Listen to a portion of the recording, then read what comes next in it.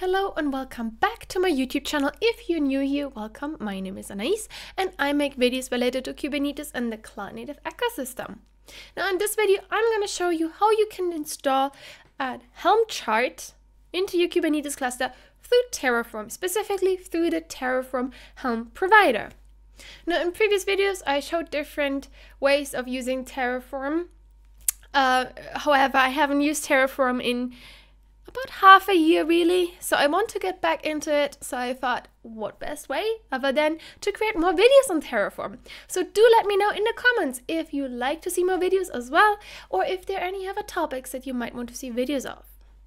Okay, in Terraform, well, Terraform is basically an infrastructure as code tool that allows you to define all of the resources that you want to install and use, the way you want to use them, the way they should be installed and so on, through their Terraform language.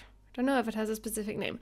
Now, I'm not the best in using Terraform. I have used it, especially in my previous role, a lot, but not so much lately.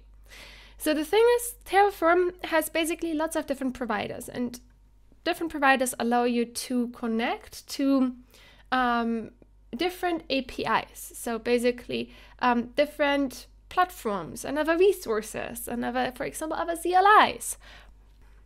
So you have to think about it this way, that you have here your Terraform file, and you have here, for example, Helm in our case, Helm CLI. And the Helm CLI is very smart. It has lots of different functionality. And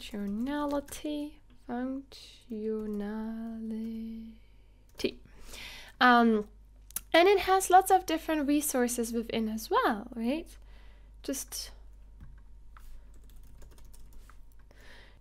Now the thing is, the Helm CLI is used through Helm commands. So for example, Helm install or Helm list or other Helm commands, right? And that's how we would use the Helm CLI. That's how we would interact with the Helm CLI. But that's a very imperative way of communicating with our resources, because the thing is, if you have a very complex Helm command to install a Helm chart inside of your cluster, if you're completely new to Helm, check out my previous video below, up there and below, link below. Anyway, so if you have a really complex Helm command, you might be able to install your resource inside of your cluster, but by you just telling me do XYZ through Helm, I might come up with a different Helm command. So it's not really a replicatable way of communicating with all our resources. So this is Terraform. And here's our cluster.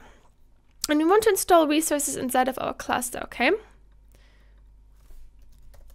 And we can do that again directly through Helm, or we can do it through Terraform.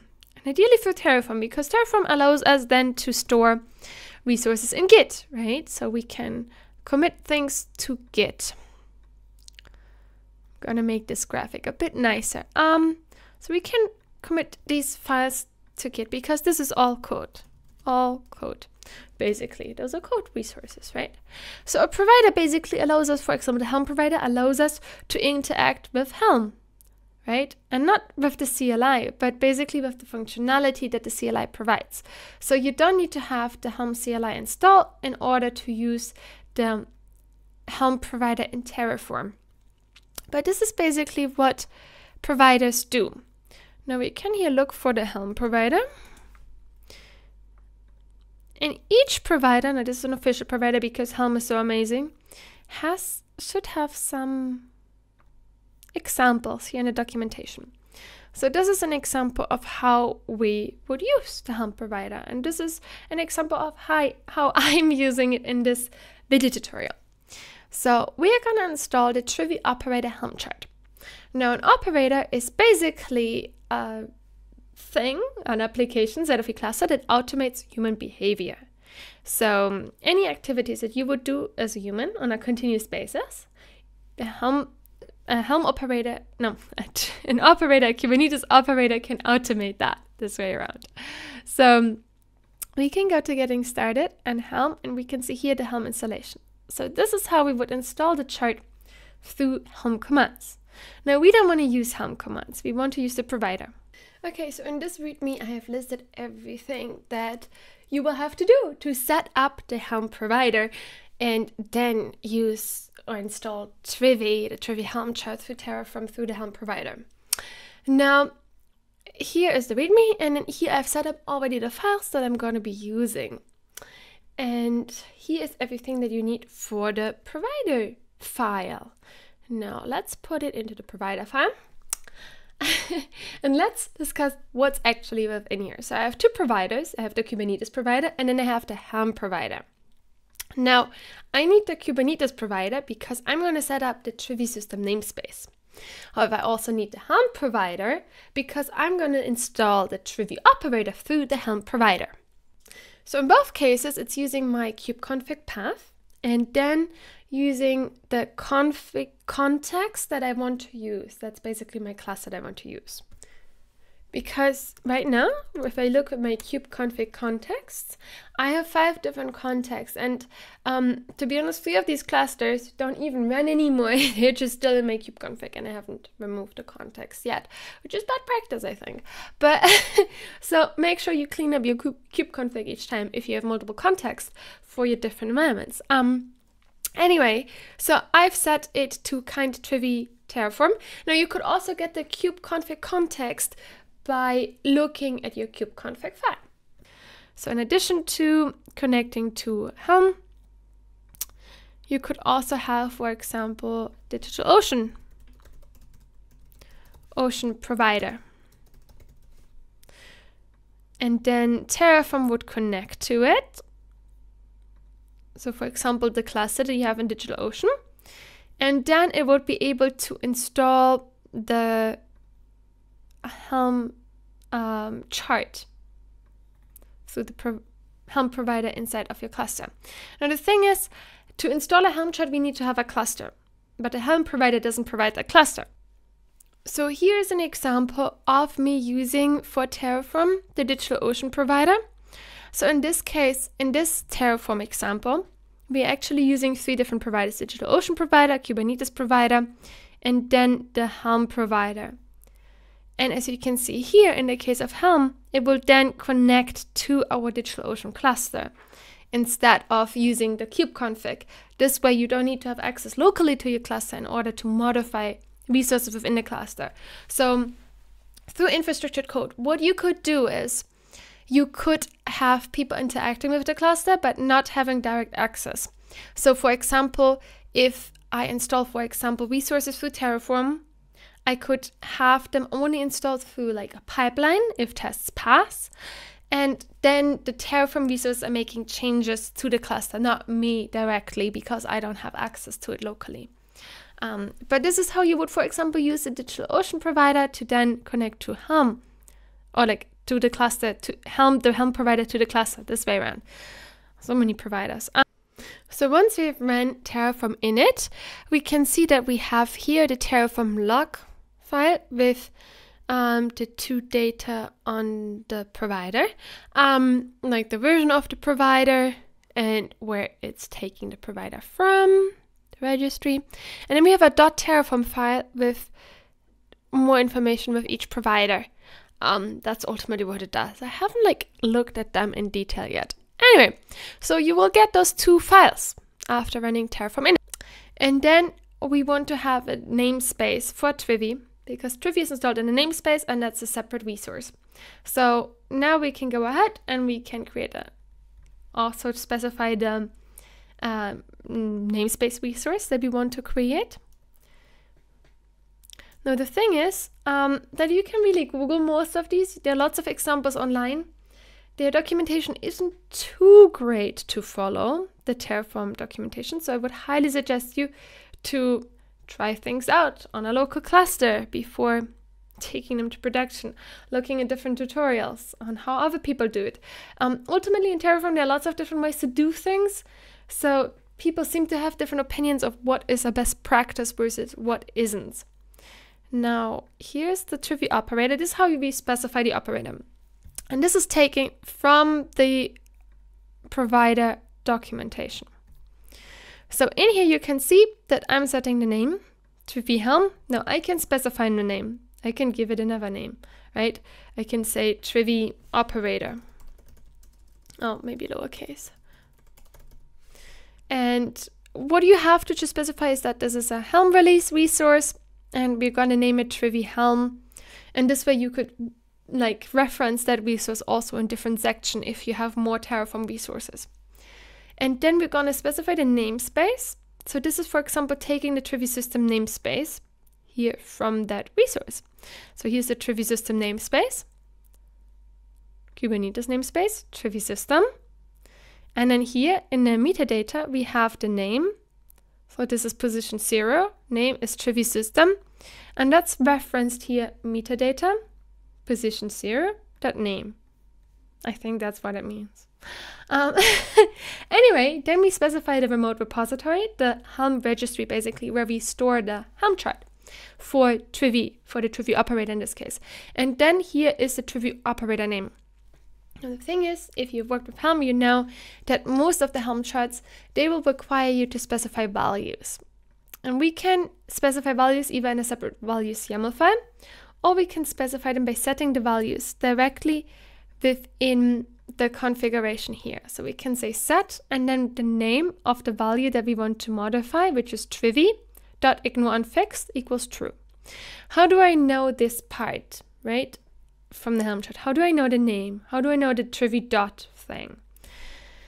When we go to the Trivy Helm chart, the Trivy Helm chart is over here, and you can find all Helm charts online that you can use freely. We can go to Helm, and then in here you can see in the values, we're going to look for Trivy, and just to make it easier for me to find it, here Trivy, so it's Trivy, and then dot. And then we have a ignore unfixed, and the default is false, but I want to set it to true. So that's what I'm doing here. So this is one way how we can go about it. Or alternatively, we can set a values YAML file. Now in the values YAML file, I would then specify a values file in here. So we can specify this.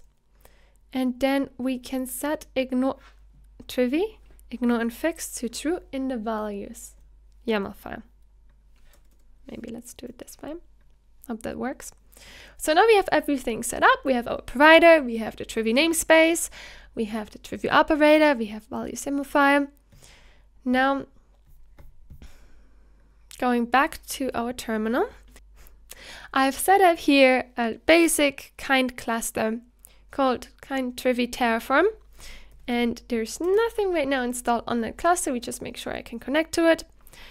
If we look to the namespaces, there's nothing inside of. So what we need now is you need to have the Terraform CLI installed. The list of installation options are below, or the link to the list of installation options is below in the description, so you can check it out there. So we have that. Now we want to do in the Terraform directory, we want to do Terraform init, basically to initialize that directory, that repository, as being part of Terraform. So initializing the backend, and now it's like getting the provider, getting all of the resources that are needed. Terraform has been successfully initialized. I love when it all comes back green. It's like my anxiety goes, ooh, and then anyway. So once we have Terraform init and initialized, we have a Terraform log file for like the state of like the provider and so on. So now we can do a Terraform plan, and this is gonna plan the resource that we are listing. Basically, it's kind of like a trial run of like what things will be changed in the cluster. Going back to the drawing board, let's say we have here what we specify. Specify in infrastructure as code.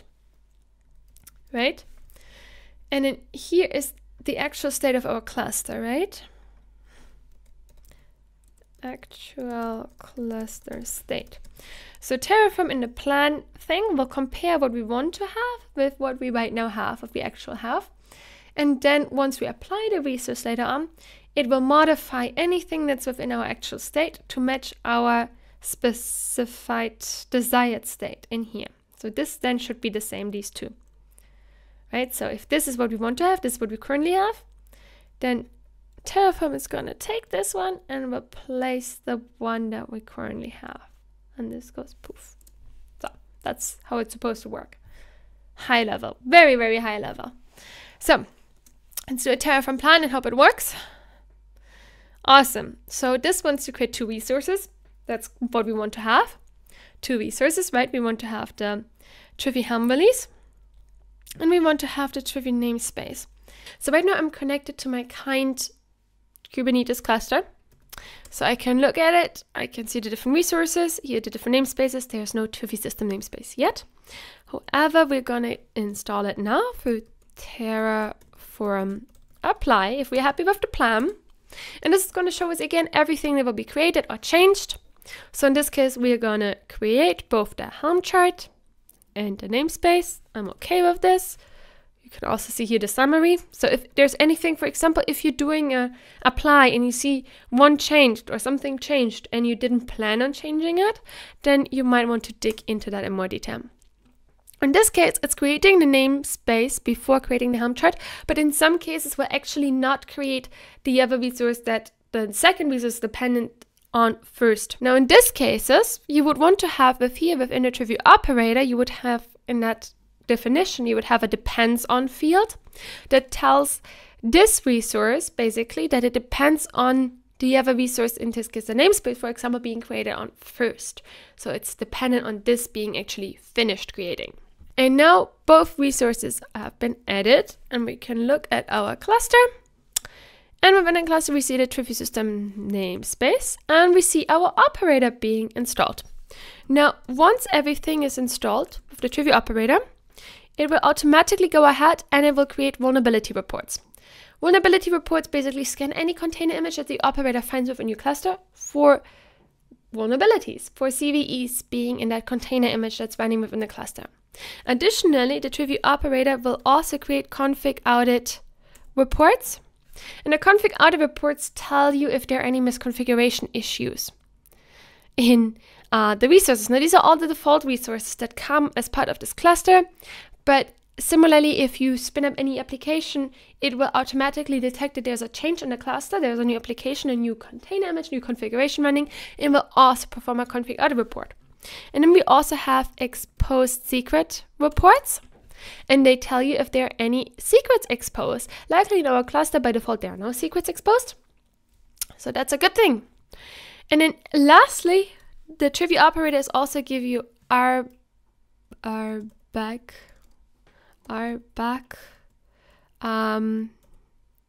assessment report. RBAC assessment report. And this tells you if there's anything from the access control misconfigured within any of your resources. Now you can learn more about the Trivy operator and Trivy on the Trivy open source YouTube channel, as well as on the official documentation linked below. Again, this is it for today. Thank you so much for watching. All of the links to the resources used in this video are linked below in the description section. I'm planning to do more of these kind of videos. If you want to see any other content, any other tutorials, please do let me know in the comment section as well below. Also linked below is the link to my link tree with all of the different links to, for example, my weekly DevOps newsletter where I share free online learning resources from across the space, as well as many other links to different social medias and different resources that I've created over the past years. Anyway, I hope this video was useful. If it was, it would mean a lot to me if you could give it a thumbs up and a yay, and subscribe to my channel for upcoming videos. I would love to see you in one of my next videos. Have an amazing day. Bye bye.